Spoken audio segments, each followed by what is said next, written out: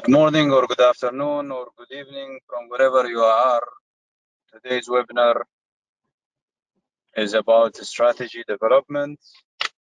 Welcome to the Network to Connect, a series of networking events by the corporate group that aims to provide a free networking platform to learn, network, connect, and collaborate for business growth.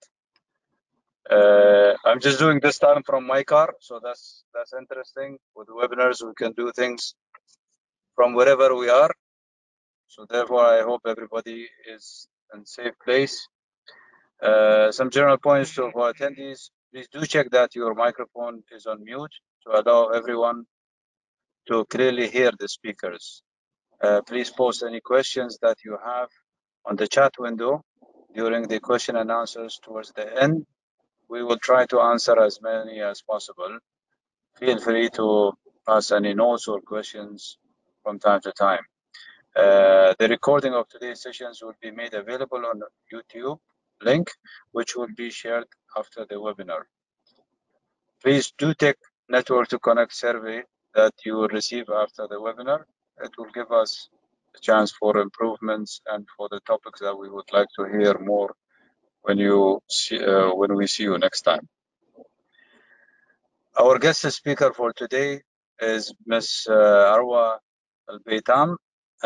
She's a founder and managing director of Aurora Management Consultancy, as well as senior management consultant trainer. She's been in the business and experience of more than 20 years with corporate experience across many fields, such as organization excellence, quality management, human resources, event management, business development.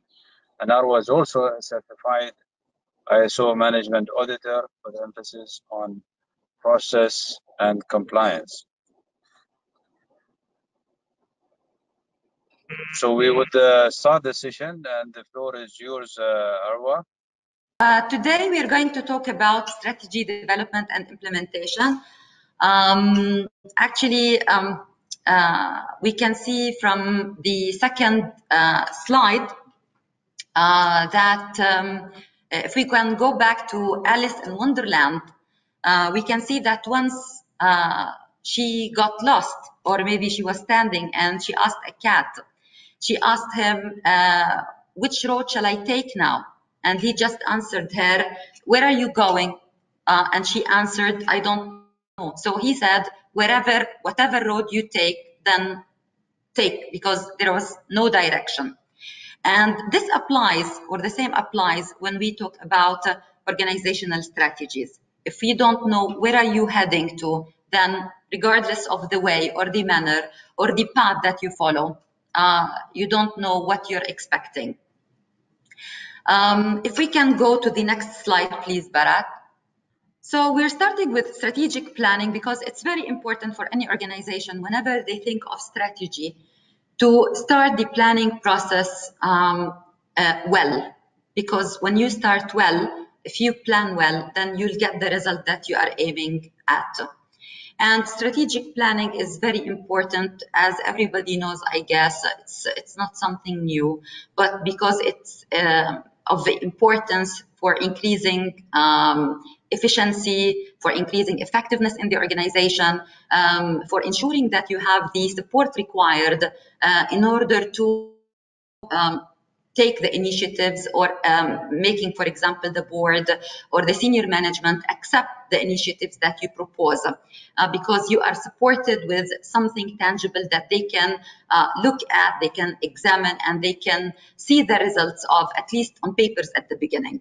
Can we go to the next slide, Barat, please? So here it is: effectiveness, efficiency, better decision-making, support of the higher manager, and improved communication and organization's image. Can we go to the next slide, Barat, please? Now, with any strategy, it depends on where is your organization today? What is its maturity level? And you have to understand where you stand today. Where are you planning to go tomorrow? And then you can identify the gap between today and tomorrow. And this identification, or in order to bridge this gap, you have to put a strategy in place. Can we go to the next slide, Barat, please? The strategy or strategic planning, development, and implementation might take 4 phases, but it also depends on the maturity of your organization. It starts with understanding the environment in which you operate, and then identifying your mission, vision, values, objectives, and goals. And after that, you develop the initiatives that you're going to work on in order to achieve the vision. And after that, at the last stage, you're going to evaluate, you're going to, or before evaluating, you're going to implement, you're going to monitor, you're going to evaluate, and then rectify or check it again, whether it's applicable at that time or not. But we always have to remember, or we have to always have in mind, that any strategy should be resilient, should take into consideration the changes that are taking place around us. For example, last year was an excellent example of how something like a virus can change our strategies totally because of a certain non-controllable event that took place. Now we're going to go through those stages or phases in more detail. So can we go to the next slide, please?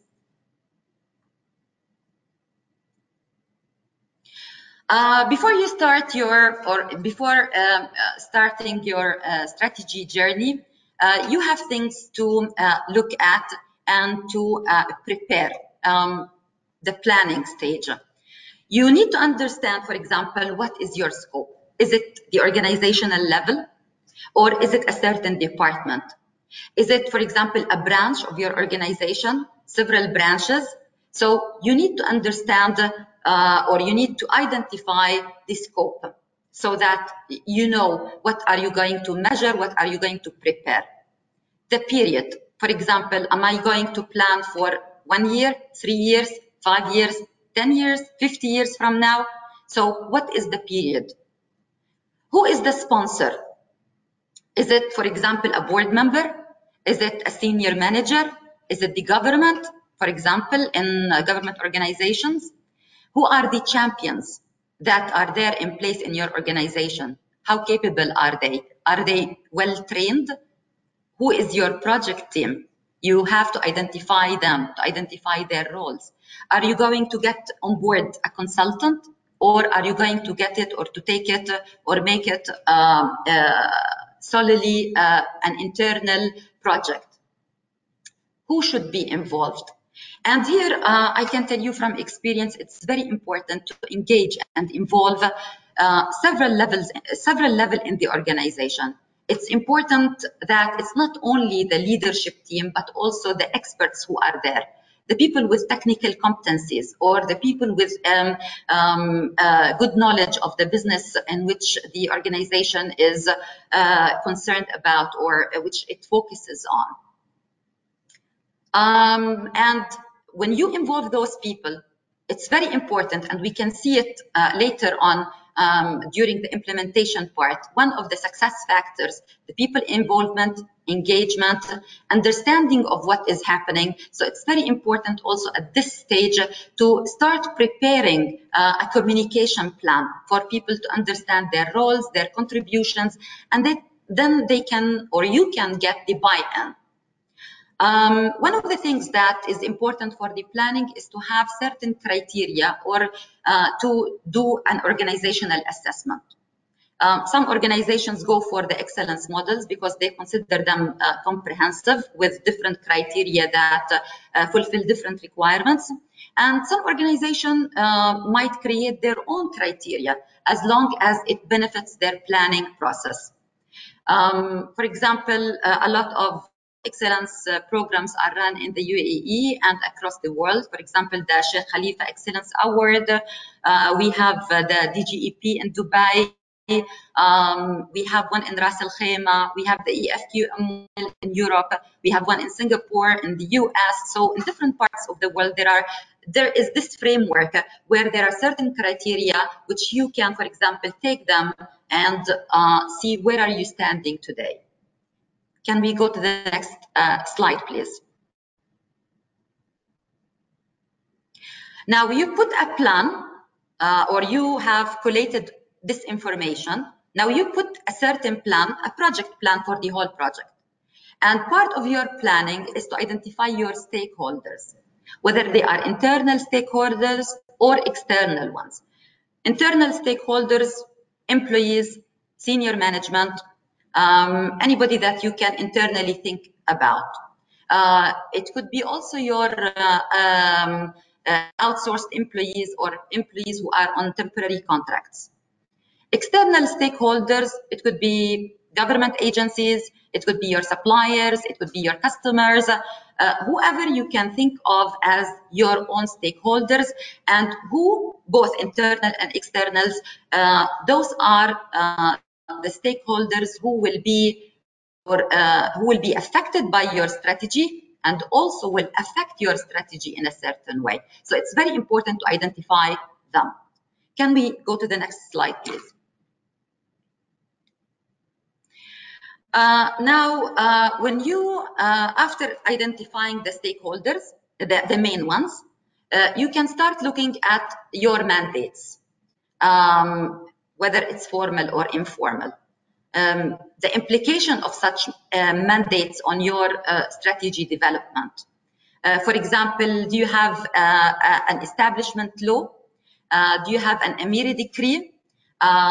Do you have certain laws that you have to abide by, especially if, for example, you're in the export and import business?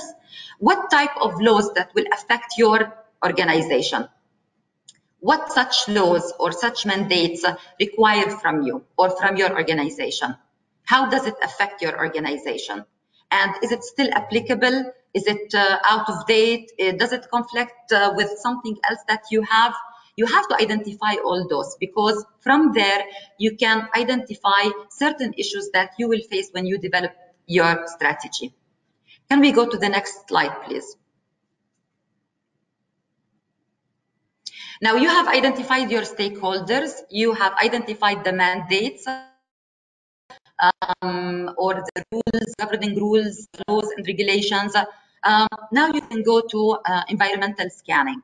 If you have done the initial assessment as part of the preparation for your strategy, then it will be this stage. You can use different tools, and there's not recommend, but the most used maybe are SWOT analysis and Western analysis, where you can, for example, have like a brainstorming session or a workshop for the people involved, and you can indicate what are the strengths, weaknesses, internal ones, and what are the opportunities, threats, or challenges that you might be facing. With each item that you identify, you can discuss further in such workshop, and you can really think about it deeply, whether this really should be taken into consideration when you establish your strategy or when you develop it. After that, can we go to the next slide, please?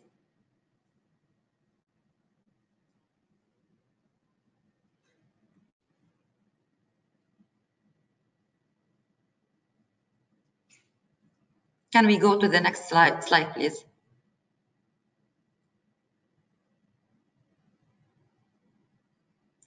Now, since you have done your homework, you have prepared yourself, did the environmental scan, did the assessment, you now know where you stand, and you have the data that you would like to use in the development.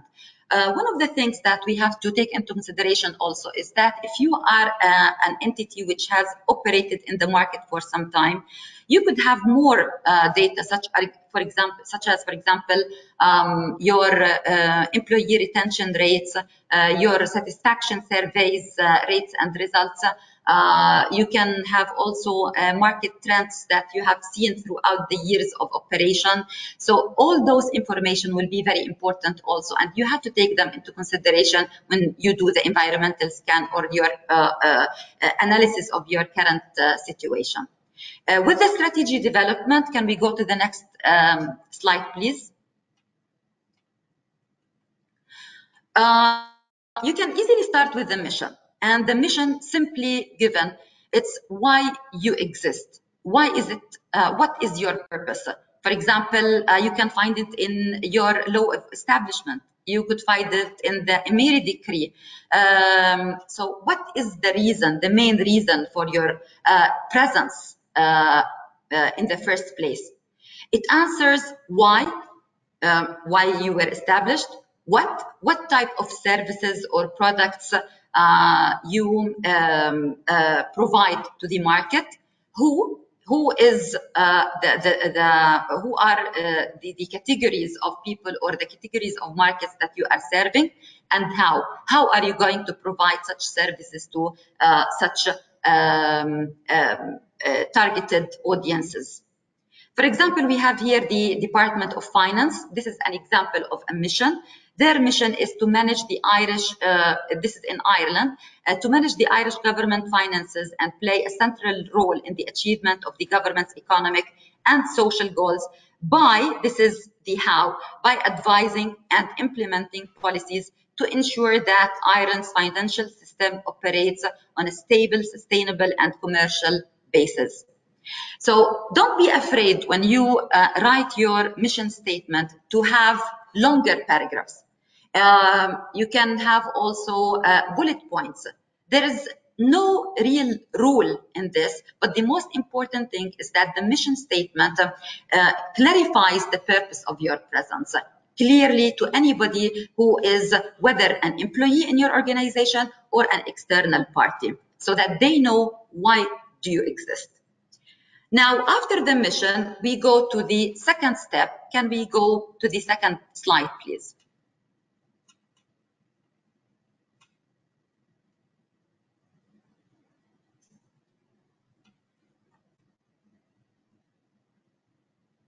Can we go to the next slide, please?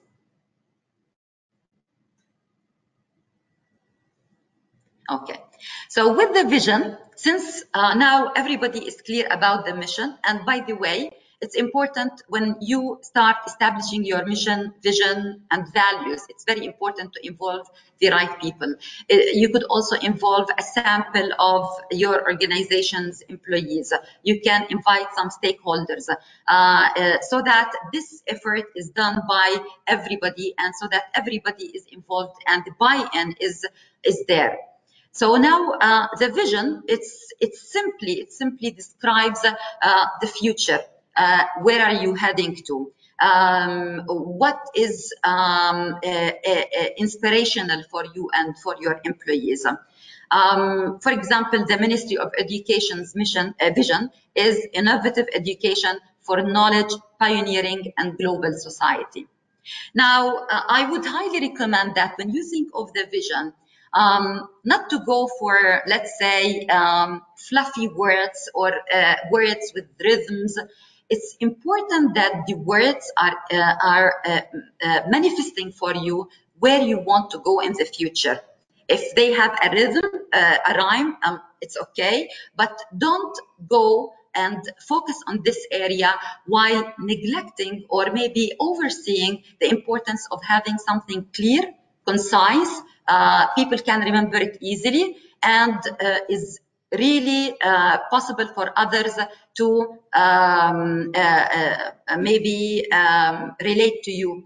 Now, some schools recommend that the vision has a certain year. For example, innovative education for knowledge, pioneering, and global society in 2050. And other schools say, no, it's not important. You can say it so, and maybe in your documentation, you can say, when are you going to head there or fulfill your vision? Can we go to the next slide, please? The next slide is about the values, the code of behavior that you would like to see. the things that you believe in and you want your employees to believe in, you want your clients, you want your customers, you want whoever interacts with your organization to feel that those values are important and you're committed to them. For example, you can do like a brainstorming. You can ask the attendees to write, for example, 5 or 4 or 6 values which are of importance to the organization. And then you start discussing together and arriving to the values that are really of importance to the organization and really fulfill its culture, its targeted culture, or the culture that is acceptable in the organization. For example, if you say that diversity and inclusion is important, we can then you can define it. You can say, for example, we hire diversified staff. Maybe you can also offer your services to diversified audiences from different nationalities, handicapped, different maybe age groups. So try to identify it or define it actually in a way which makes it possible for the employees to understand it and for the people who deal with you to understand it well too. Can we go to the next slide, please?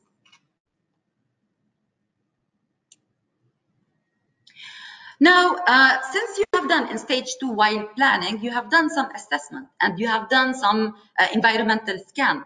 And now when you are developing a strategy, you put in place a mission and a vision. Now it's time to identify the strategic issues that you're facing. What are those issues? Why are they considered strategic?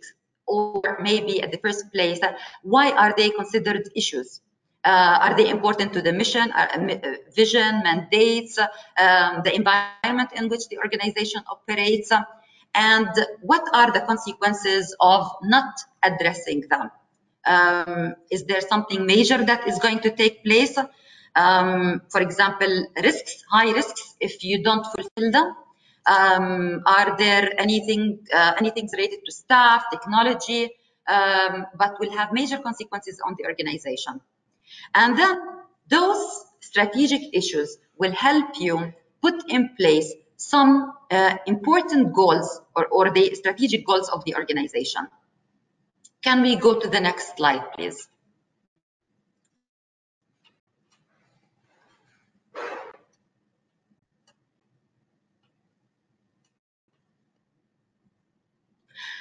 Now, some organization or some people don't differentiate between a goal and an objective. Mainly, a goal is the broader objective or the broader statement in which you commit your organization to do in order to achieve its mission and vision. One of the examples is the Ministry, for example, of Interior. They have published their goals, for example, promoting safety and security, making roads more safer. Those are the broad goals where they will put certain objectives and action plans or initiatives in order to fulfill them and to ensure that they are fulfilling their mission statement and they are going ahead towards their fulfillment of their vision. Can we go to the next slide, please? An objective is each goal will have maybe more than one objective. The objective should be smart. One of the examples, for example, the Dubai International Financial Center in 2017, they put this as, or those 3 objectives as strategic objectives to be fulfilled by 2024. And by smart, we mean that they are specific, you can measure them, measurable, attainable with the available resources that you have, and they are realistic and they are time-bound. So you can see here that it's time-bound by 2024. And for example, the first one is increase the number of financial companies operating in the center to 1,000 companies. This is something that you can measure, and it is realistic according to their resources and to their analysis of their current situation and where they are heading to. So this will fulfill one of their goals, maybe, which is related to expansion or, for example, being a financial hub in Dubai. Can we go to the next slide, please? Having put goals, objectives in place, now each objective will have initiatives, or let's think of as a range of activities that the organization will put in place in order to achieve its goals and objectives. Here, for example, we have the Federal Authority for Human Resources, for Government Human Resources, one of its strategic goals. And then you can see the objective and some of the initiatives that they have put in place in order to fulfill the requirements of the objective. I'll read for you maybe the thing is very small, but for example, their strategic goal is to develop the human capital in the federal government to achieve global leadership. The objective related to this is future knowledge platforms for government HR and the initiatives that they have put in place, for example, organizing an international human resources conference. It's like a project they have put in place in order to fulfill the objective and the goal. They want to create an HR magazine. They have an online forum. So those are initiatives that they put in place in order to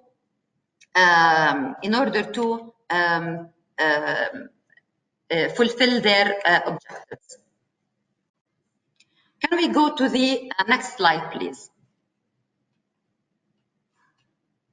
Now, when we put the initiatives, we can also, after highlighting them, or at least highlighting their titles, we put in place action plans.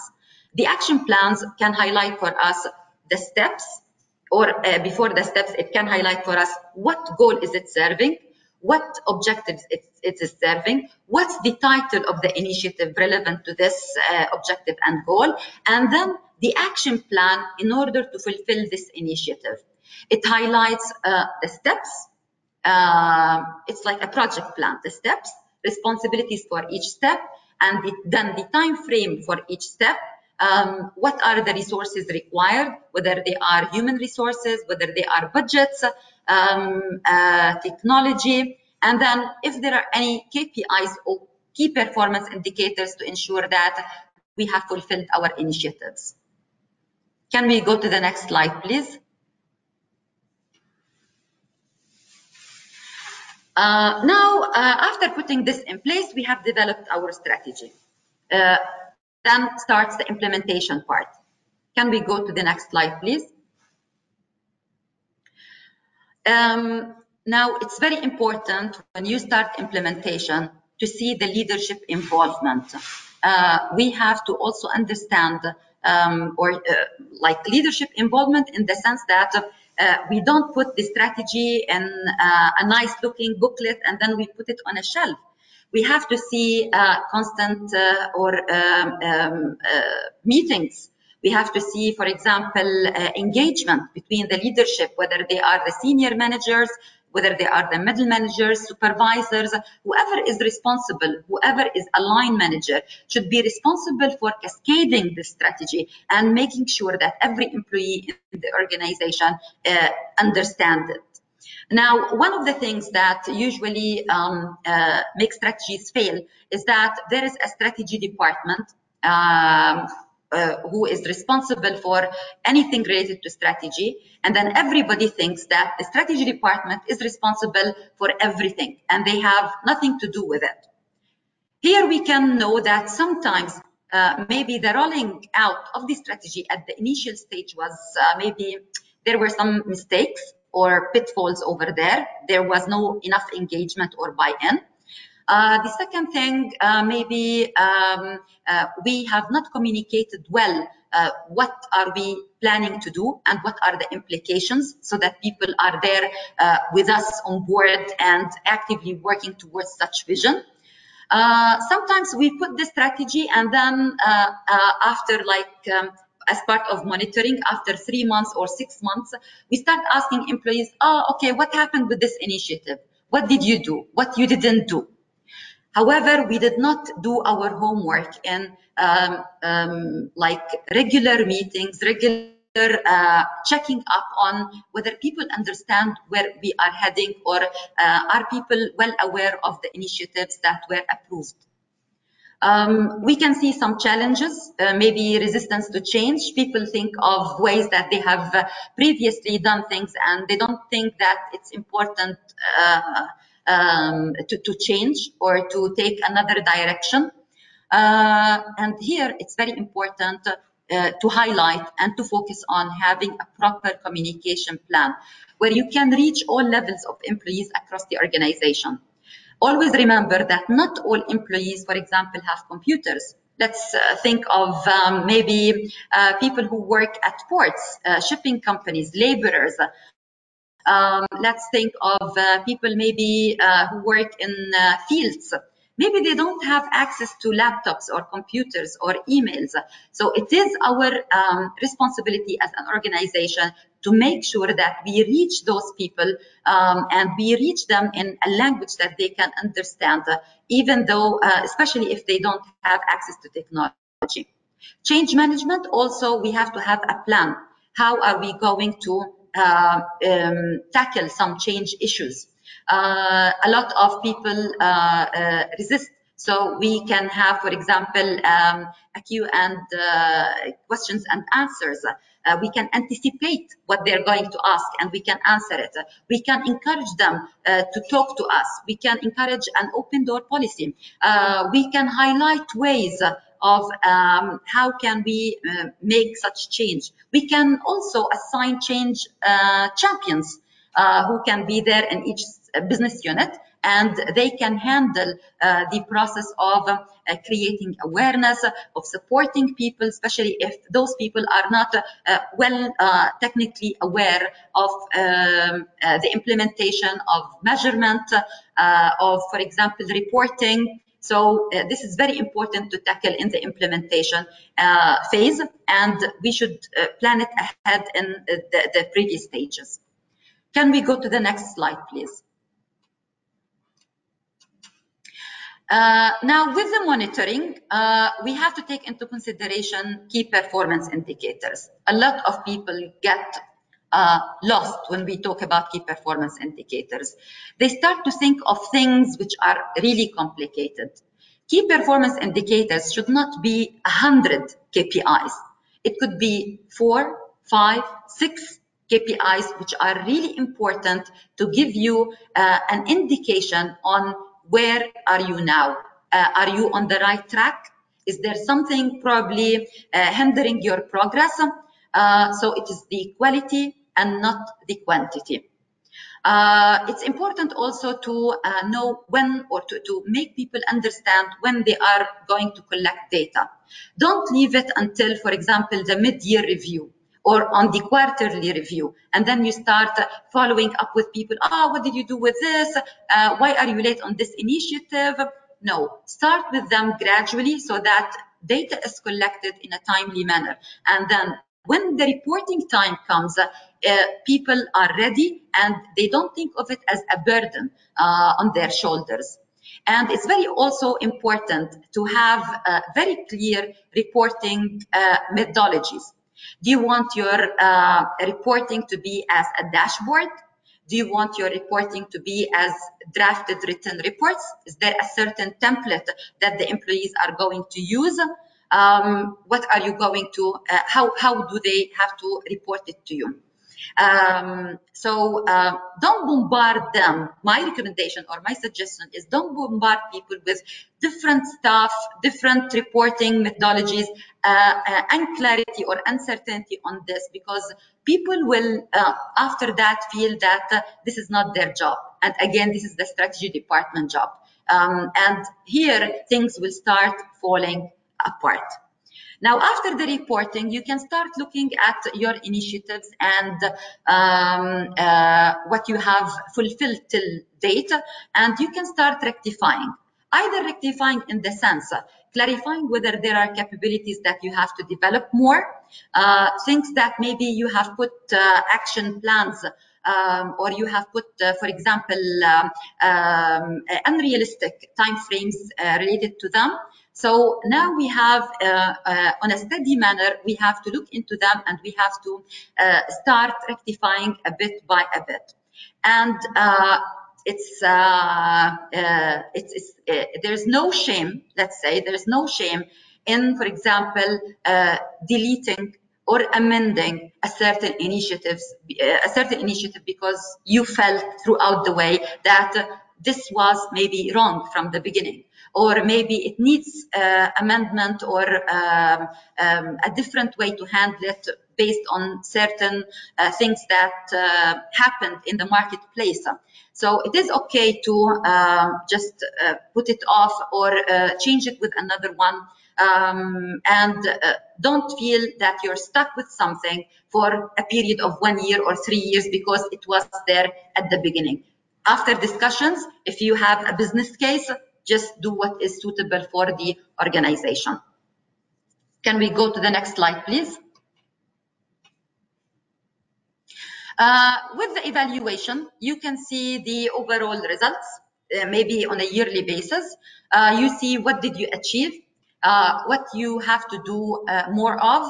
Are there some initiatives that are fulfilled and now you need to look into new initiatives? So reassess where are you at the, for example, at the end of each year for the time frame of your strategy.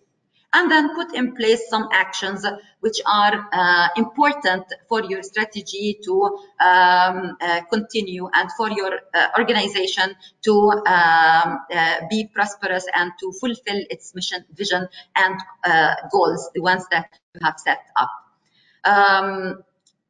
Can we go to the next slide, please? Okay, so maybe I cannot really emphasize more on the importance of employee engagement, employee involvement from A to Z. It's very important. The minute you don't involve them, the minute you lose a very important element that can help you and push you towards achieving your strategy. Have in place proper assessments and evaluations of where are you now. Be involved throughout the process of implementation. Don't put it as a strategy, as a leader. Don't put it as a strategy and keep it on the shelf. Try to make people understand it. Try to make attempts to explain it, to make it clear for people, to answer questions.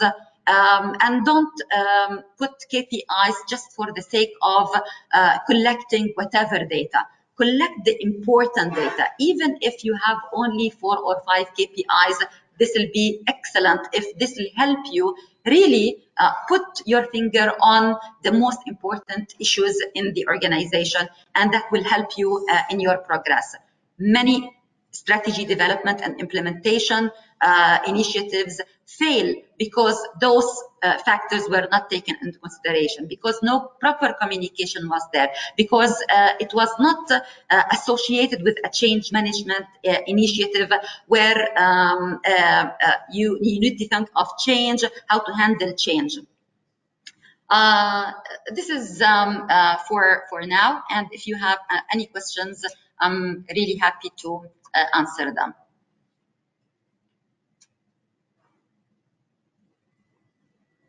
Thank you so much, Ms. Arwa. You're most welcome. No, that was a very insightful presentation on the importance of strategy for businesses. You've broken it down easily. You've taken some examples. Thanks a lot for that. I'm just going to be taking some of the questions that we are receiving in the chat box. I think we'll have time for a question.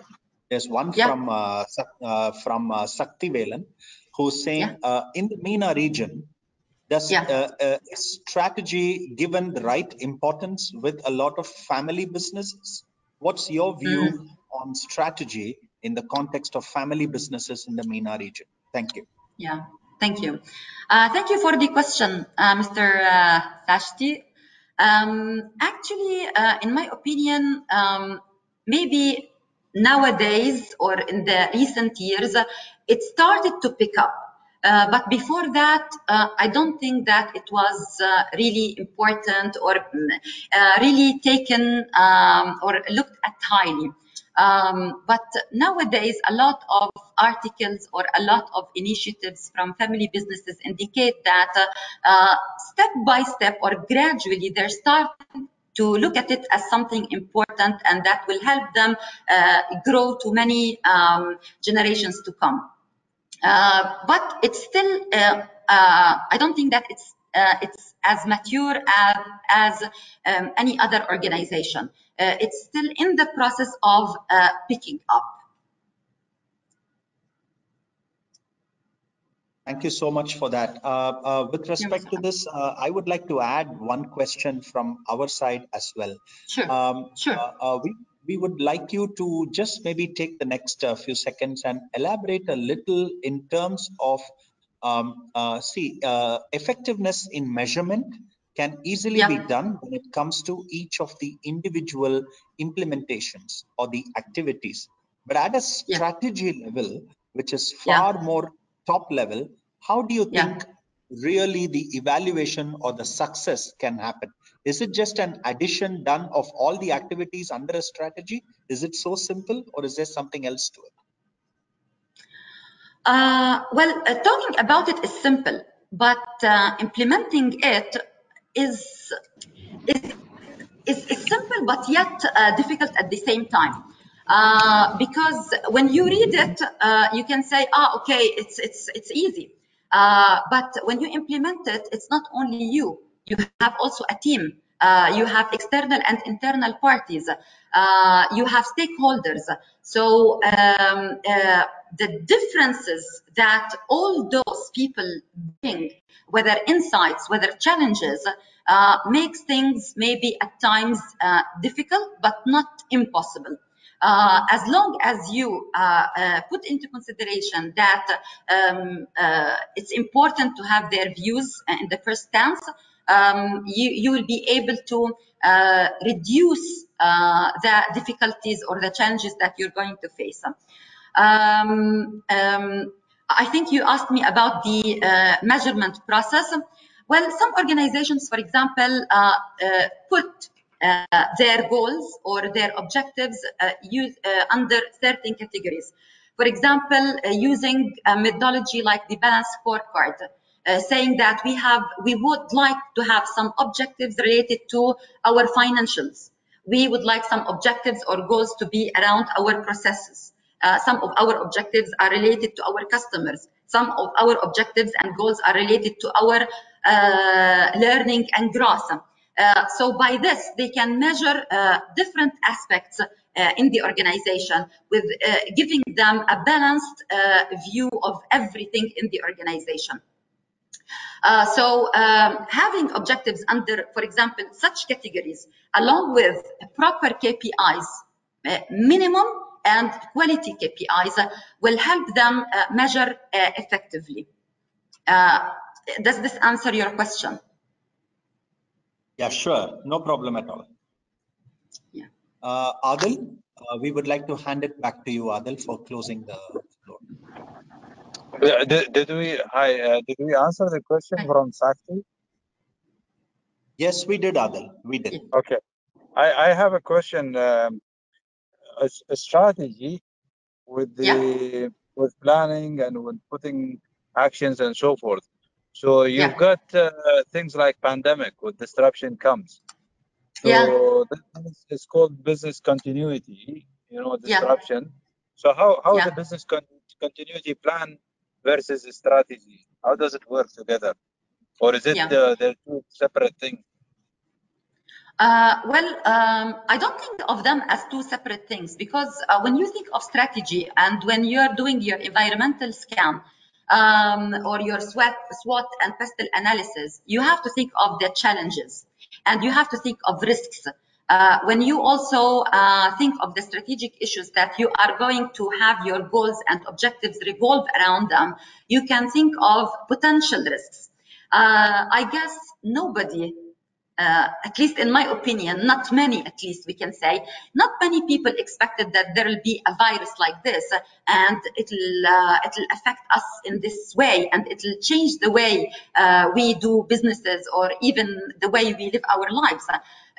So business continuity and strategic planning go together hand in hand, in my opinion, because you have to identify potential risks and you have to put them into categories, whether those risks are high, medium, or low risks, and then act accordingly. If they are major risks, you have to put in place ways to tackle them as strategic issues. How are you going to overcome them in order for your business to continue and to not drop like what happened in several companies. And if, let's, for example, say in a pandemic, we did not have the opportunity to expect it as a potential risk. At least when it comes, we don't be rigid. We have to be resilient, we have to be flexible, and we have to act quick. Like we don't have to have a lot of time thinking, oh, this is a pandemic, what am I going to do now? What are we going to do?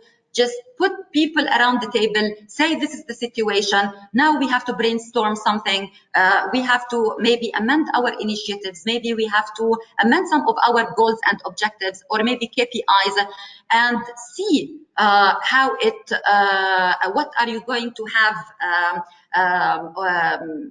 after this brainstorming session, or after those meetings that you take place with your stakeholders, whether they are internal or external. So with such thing, business continuity, I think of it as something that goes hand in hand, and quick action, better decision making.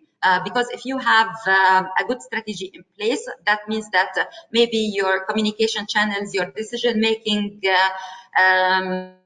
capabilities are strong, so you can act quickly and don't be shy, don't be afraid of making changes, because such times need a change.